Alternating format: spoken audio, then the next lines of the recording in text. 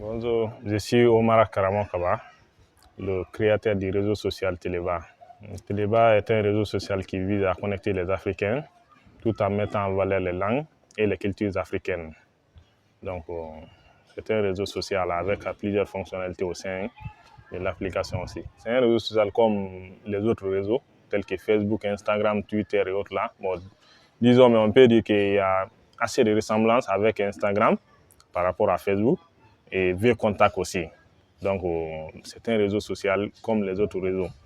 Au sein de notre application, nous avons programmé plus de 12 fonctionnalités et il y a d'autres services aussi qui sont en cours de développement. Pour ne pas trop surcharger d'abord le lancement de la plateforme, nous avons jugé nécessaire de lancer le réseau social avec une seule fonctionnalité majeure.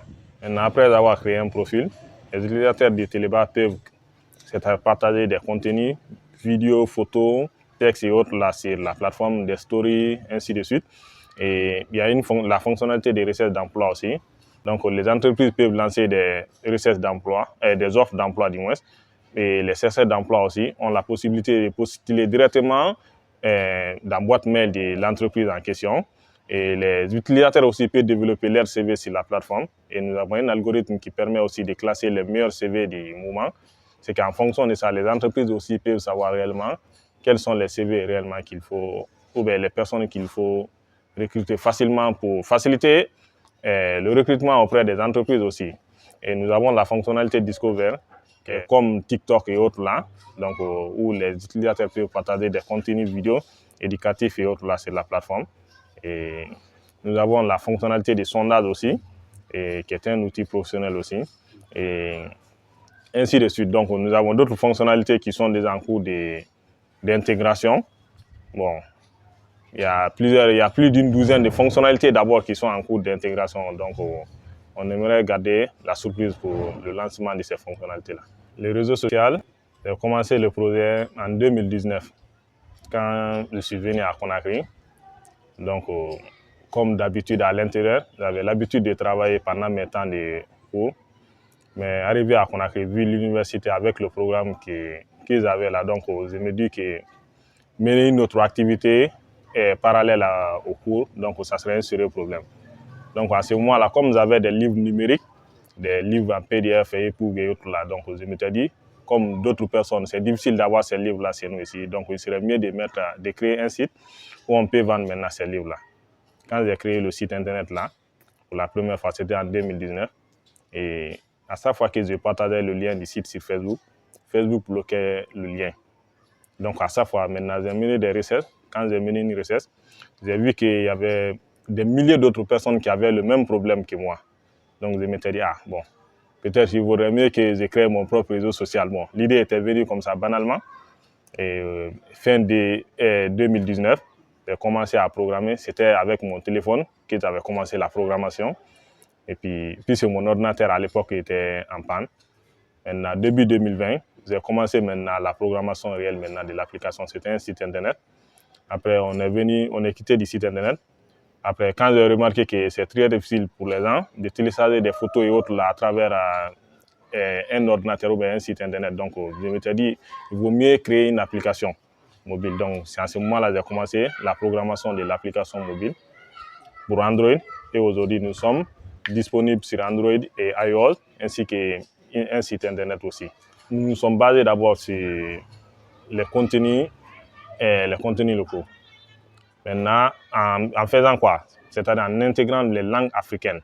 Par exemple, dans notre application, après le français et l'anglais, c'est la langue pulaar qui est la deuxième langue de l'application. Après ça, il y a l'Onko et nous travaillons aussi sur Sosowi et autres là. Donc, nous avons jugé nécessaire d'intégrer d'abord nos langues au sein de la plateforme. Nous savons déjà quels sont les besoins des entreprises locales et autres là. Quand nous prenons l'année 2022 et 2023, nous avons vu que la plateforme, les réseaux sociaux et autres là ont été restreints en Guinée. Et pendant plusieurs mois, Facebook n'a pas levé les mains pour trouver solution à ça parce que nous ne faisons pas partie de leur programme. Donc, un réseau social local trouvera très facilement une solution à un problème local par rapport à un réseau social occidental. Bon, l'objectif dirait, comme vous pouvez lire, est écrit, Téléba, connecter l'Afrique. Donc, quand nous prenons le continent africain, sur 1,2 milliard de personnes sur le continent, ou 1,4 milliard, nous pouvons, c'est-à-dire d'après les données, il n'y a que 273 millions de personnes qui sont connectées en Afrique. C'est-à-dire qui ont accès à l'Internet en Afrique. Et quand nous prenons aussi les coûts aussi des connexions Internet et autres là en Afrique, c'est trop cher. Donc, quand il y a une plateforme, des plateformes qui permettent aussi de faciliter aussi, c'est-à-dire de rendre l'accès aux informations et aux données à la population très facilement, donc c'est un moyen. Par exemple, notre application, il n'y a que les données nécessaires qui se salvent à chaque moment. C'est que quand tu te connectes, c'est quand il y a des nouvelles informations et autres là que l'application peut charger ces données-là directement et la plupart de ces données-là sont stockées directement en local dans l'application. Donc, c'est pour réduire le taux de consommation des connexions Internet et autres là au sein de l'application. Donc, nous avons vu qu'il y a un problème local, donc il faut trouver des solutions locales aussi. Depuis 2019, je travaille seul sur la plateforme et avec tes propres fonds, en étant étudiant aussi. Donc, ça devient assez de charge pour une seule personne. Donc, le temps des cours, quand je partais à l'université, donc je n'avais pas assez de temps pour me concentrer sur le développement de la plateforme et suivre mes cours. Donc, j'avais un problème de temps, mais à l'heure là, bon, il n'y a pas assez de problème pour ça. Et le problème de courant aussi, c'est un sérieux problème pour nous. Parce que depuis fin 2023, jusqu'à l'heure là, c'est impossible pour nous de mieux travailler sur notre plateforme. Maintenant, à part ces problèmes-là, nous avons aussi des problèmes techniques. Par exemple, on a besoin d'assez de moyens. Moi, je travaille avec un ordinateur HP pour le développement de la version iOS pour les iPhones.